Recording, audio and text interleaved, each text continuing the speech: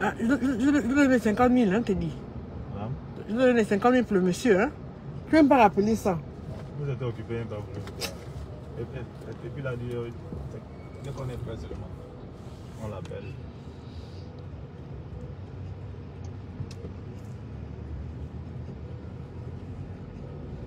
Hello, là, j'ai besoin du Cameroun. Là, c'est le Cameroun. Est-ce qu'il y a des Camerounais sur ma page? Est-ce qu'il y a des Camerounais sur mon live? Manifestez-vous.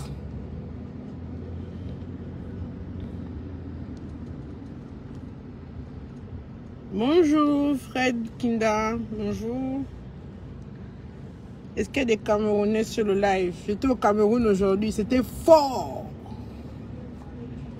Connectez-vous. Quand on est à 300, je commence. Et c'était fort aujourd'hui. Regardez même ma tête. Tout, le gloss, tout est parti. Regardez comme je suis vilaine ce matin.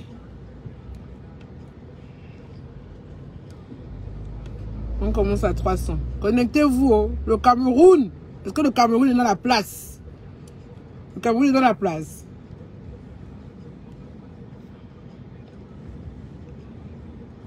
Je veux que tu règles ça aujourd'hui, Teddy.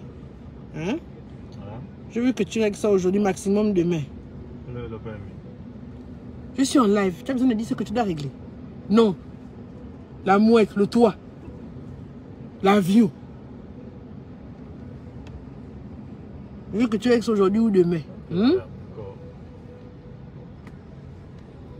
Connectez-vous, oh, connectez-vous. Le Cameroun, est-ce que mes frères du Cameroun sont là? Parce que j'ai besoin de leur éclaircissement. Parce qu'on m'a dit des choses aujourd'hui, là, je veux savoir si c'est vrai. Hello, Simone. Tu m'as dit que je suis belle. Oh! Moi, mon tir. Moi, je veux ma bouche, c'est bad. Parce que la ferrage est trop fort. Je ne suis pas. Vous savez que nous, les femmes, quand on est vilaines, là. On ne veut pas trop faire les lives, on ne veut pas faire les photos. Quand on est naturel, hein, on n'a pas le fond de teint, on n'a pas le make-up. On veut fuir les caméras. Mais là, la ferrage est tellement fort que je suis passé. Ça fait d'aujourd'hui, là, je fais le live, Michael a les deux. Oh, le nouveau dossier. C'est fort, Dimitri. Dimitri, c'est fort. Oh. J'appelle mes frères et soeurs du Cameroun. Jaja, oh, ma bonne petite, on dit quoi?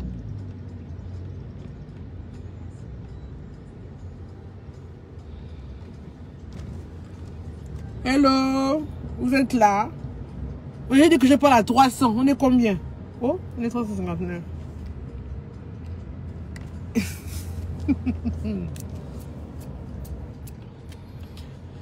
Ah, 3 heures. 3 heures de négociation.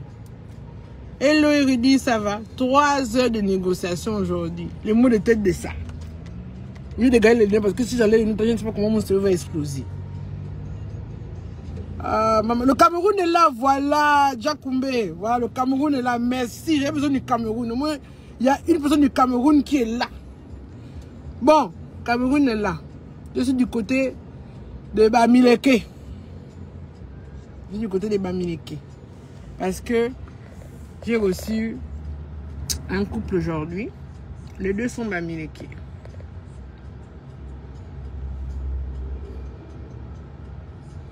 En fait, ce couple m'a plu. Pourquoi? Bon, le problème exposé n'était pas sympa. Hein? Ce couple m'a plu. Pourquoi? Parce qu'il y avait plein de leçons à tirer de leurs problèmes, en fait. Plein de leçons. Plein de leçons à tirer de leur situation de couple.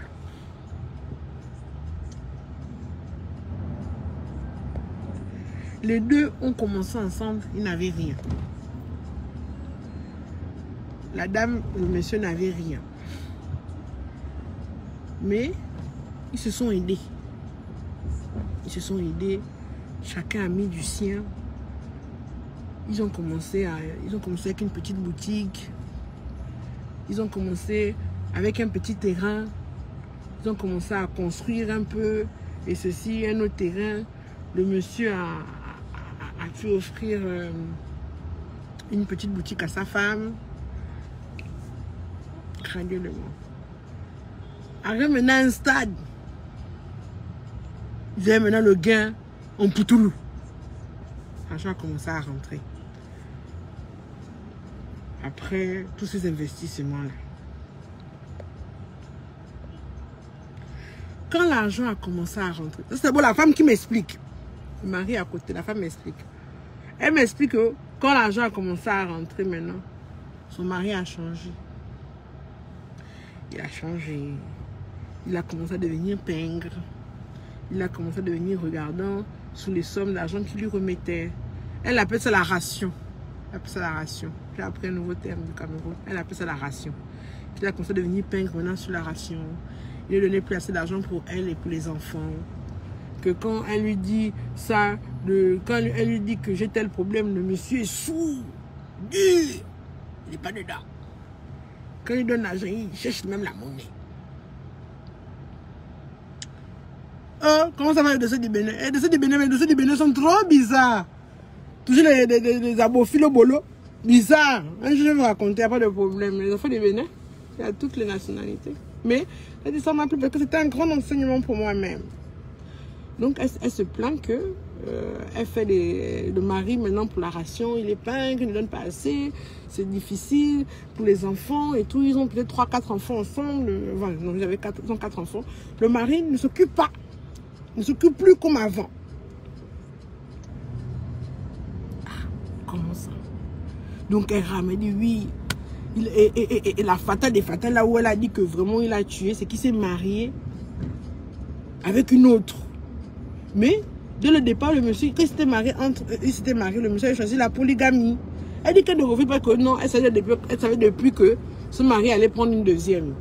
Mais elle voulait quand même que quand ils prennent la deuxième là, ils viennent le lui dire que ah ma chérie, là moi je me marier avec l'autre. Mais elle a appris ça. Vous savez qu'à Libreville, on peut tout accabler, sauf l'info. Elle a appris ça là, dans le quartier, le Congo, ça. Elle se demande ce que c'est vrai. 1 mois, 2 mois, 3 mois, 5 mois, 6 mois. Elle se demande à chaque fois, est-ce que c'est vrai, est-ce que c'est vrai, est-ce que c'est vrai. Jusqu'à finalement, elle a pris son courage, elle a demandé à son mari. Son mari a dit, oui, je suis mariée dehors. Que vraiment, le mari lui donne vraiment une ration minable par mois pour s'occuper des enfants. Et maintenant que là, il a pris une deuxième femme, elle ne le voit plus à la maison. Il ne la touche plus, il n'a plus son temps. Donc vraiment, elle s'inquiète pour les enfants. Il est d'une méchanceté, tout ça là. Elle rame. Et au moment même, je sens comment la table bouge. Je dis, oh, c'est comment? Donc c'était le pied du mari qui était là. Vous savez, quand la personne déjà impatiente, dit que ça montre de parler, ça montre de parler. Donc tu sens qu'il s'est tout fait, quoi. Et ce que la femme disait, il s'est tout fait. J'écoute la femme me parler.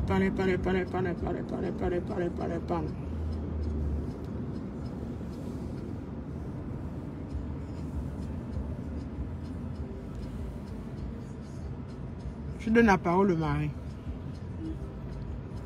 Là, moi, déjà, quand ma femme parle comme ça, je vois le mari, genre, oh, merci. Avec qui tu as battu les choses, avec qui? Je dis, c'est comment tu vas me congeler? Diminuer un peu la clim. Oh non. Le mari aussi prend. Il dit bon. Et quand il a dit ça, hein, moi j'ai remarqué, j'ai dit oui, ce qu'il a dit c'est la vérité, parce que ça se voyait. Il dit ma femme que vous voyez là. Elle dit moi je me demande si je me suis mariée avec un homme ou avec une femme. Je dis ah, ok. Elle ne sait jamais me demander des choses dans la douceur. Elle c'est toujours je veux, la brutalité. Donne-moi ça, fais-moi ça. Et moi, quand elle me demande comme ça, là, je me braque déjà. Et ça, c'est vrai, mesdames. Il faut qu'on a... Parfois, je vois ça même dans la chrétienté, même dans tout ce qu'on fait. Pour obtenir la chose, parfois on te dit non, pas parce que la personne ne veut pas te donner la chose. Parfois, on ne te donne pas certaines choses. Parfois, tu n'exauces pas tes prières. Même au tribunal, on voit ça. Tu n'obtiens pas gain de cause. Pas parce que tu n'as pas raison. Parce que tu as mal demandé. Ça, c'est vrai. Parfois, nous, les femmes, on ne se rend pas compte. On demande mal. On demande avec la brutalité. On demande... Il faut observer son conjoint, son partenaire pour savoir à quel moment il faut lui demander. On ne lui demande pas... Il y a des gens, quand tu demandes devant les gens, il est obligé de te donner. Il y a des gens que tu demandes devant les gens, il va se fâcher. Chacun a son moment où tu peux lui demander, il va te donner. Ça, nous les femmes aussi, nous devons observer ça. Il dit, elle me demande l'argent n'importe comment. Elle me demande ça devant les gens, elle me parle mal, elle me fait comme si c'était elle l'homme. Même là où je vous parle là, j'ai fait 6 mois. Je dormais au sol. Je ne m'avais pas, elle m'avait chassé de la chambre. Je regarde la femme aussi. Parce que moi, c'est pour ça que je les tue. Quand un dit un truc sur l'autre, je regarde l'autre. Je regarde l'autre. Donc chacun a envie de tuer l'autre. Alors que c'est pas ça le but. C'est pour les pousser à parler. Parce que plus vous parlez, plus je sais où se trouve le problème. Donc il m'explique en fait, sa femme ne lui donnait pas la place d'homme à la maison. Qu'elle disait à tout le monde à qui voulait l'entendre que si son mari est bien placé comme ça, si son mari aujourd'hui est à l'aise, c'est parce qu'elle a participé. J'ai transpiré, j'ai fait ceci, j'ai fait cela. On était à 2, j'ai fait comme ça, je suis allé voir tel, j'ai fait comme ça, j'ai fait comme ça, j'ai fait comme ça, j'ai fait comme ça. Elle dit la vérité. Mais elle ignorait que en faisant ça, elle frustrait énormément son mari.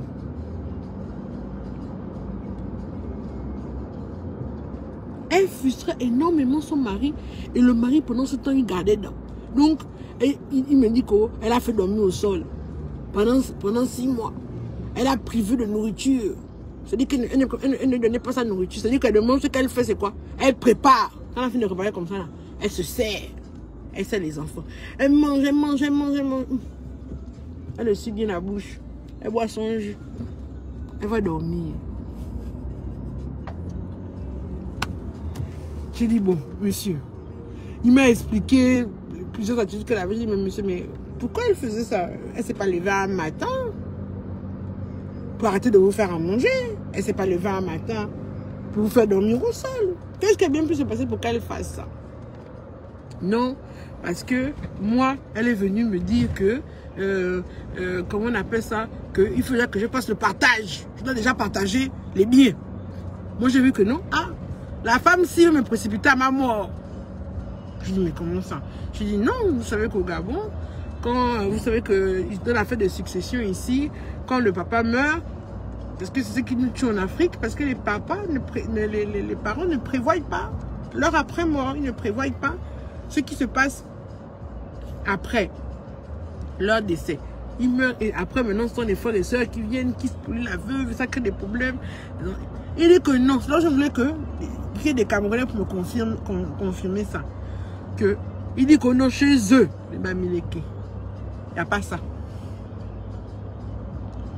Il n'y a pas on prend l'argent du frère et de la sœur, on ne fait pas ça chez vous. Donc moi je dis que, ah, est-ce que c'est vrai?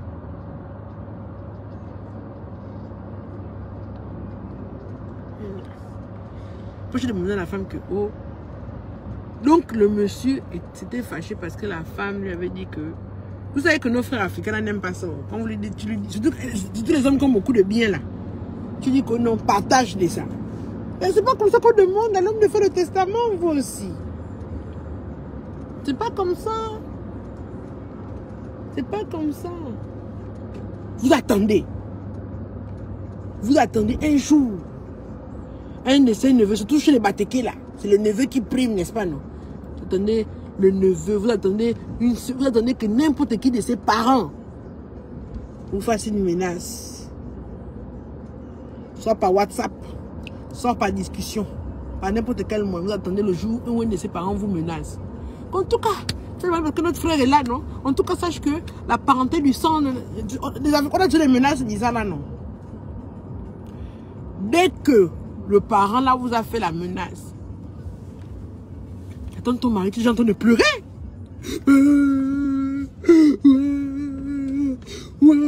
Tu pleures, bien. Oh chérie, c'est comment tu pleures quoi? Voilà. C'est que tes parents ont prévu pour moi, ils vont me tuer. Quand tu vas partir, ils vont me tuer, moi, mes enfants. Tu veux me savoir de plier même 2 affaires, 2 chemises. Oh, comment ça? Tout ça, qui t'a dit ça? Non. Depuis que je t'ai dit que non. Tu as vu? Tes enfants ont fini comment? Prostitués, bandits, braqueurs. Si tu fais ça au nom de Jésus, il faut que ça n'arrive pas à mes enfants. Vous le mettez en situation. Vous le mettez en situation. Vous le mettez en situation pour que lui-même il se rend compte que, ah, voilà ce que mes parents pensent. Je n'ai pas d'aller mentir, mais il faut attendre qu'un de ses parents vous fasse ça. Que voilà, c'est que surtout les parents qui me reconnaissent, n'importe qui sur le livret familial. Dieu merci, heureusement que le livret familial n'a aucune valeur juridique. Mais vous aimez ajouter les enfants sur le livret familial. Et les enfants que vous ajoutez sur le livret familial, c'est eux après qui deviennent les sorciers de votre famille. C'est eux après qui deviennent les vampireux qui sont là maintenant en train de gonfler que oh, non, c'est l'argent de mon oncle, c'est l'argent de mon frère, c'est l'argent de ceci, oh c'est l'argent de ceci. Parce que vous-même, dès la base, vous leur donnez l'accès. Le livret de famille ne donne accès à rien. Il y a une manière de demander. C'est-à-dire que je me suis rendu compte. Je vais faire un peu plus vite. Parce que, vous savez, quand vous recevez un couple, chacun va vouloir dire ce que l'autre lui a fait. Ne rentrez pas dedans. Si vous rentrez dedans, vous serez là jusqu'à demain après-midi. Même plus, même une semaine, vous êtes là, en train d'attendre, en train de faire le ping-pong. Quand vous voulez vraiment arranger un couple, à un moment vous dites, chacun d'abord vide un peu son sac. Surtout ceux qui auraient vraiment beaucoup fait mal. Chacun vide son sac. Après vous mettez balle à terre. Et vous prodiguez des conseils à tout un chacun. Le problème de ce couple, c'était la communication. Uniquement la communication. Sinon, j'ai senti que le monsieur avait beaucoup d'affection encore pour sa femme. Et deuxièmement, je me suis rendu compte que la femme avait une manière trop agressive de s'adresser à son mari. Mais elle était agressive, pourquoi? Parce que je n'ai pas envie de rentrer dans l'intimité de ce couple. Je ne veux pas vous donner certains détails. Elle était agressive, pourquoi? Parce que le mari aussi lui faisait des trucs bizarres. Mais les gens ne voient jamais ce qu'ils vous font. Ils voient ce que vous leur faites. Mais ils ne vont pas voir ce que toi tu lui as fait. Ou bien ce qu'il t'a fait pour que tu lui fasses ça. Non, il n'y a pas à voir ça. Surtout en couple. C'est pourquoi je dis souvent aux gens que le tout, ce n'est pas de se marier. Nous tous là, on va se marier demain. Pour être comme les autres là que mon mari a dit, mon mari a payé, mon mari a fait, mon mari. Nous tous on peut faire ça. Mais ce n'est pas ça le game. Le game, ce n'est pas de se marier. C'est de le rester. Excusez-moi, c'est un grand frère. Allô le grand? Salut, ça va? Oui, ça va. Non, je viens de sortir là. Tu es passé à la maison maintenant? Oui, je suis en train de faire une dernière course là. Dès que je suis, je t'appelle. Je te rappelle. Oh, il est là. Ok, d'accord. Oh, les filles, les amis, je reviens. Je termine une petite course.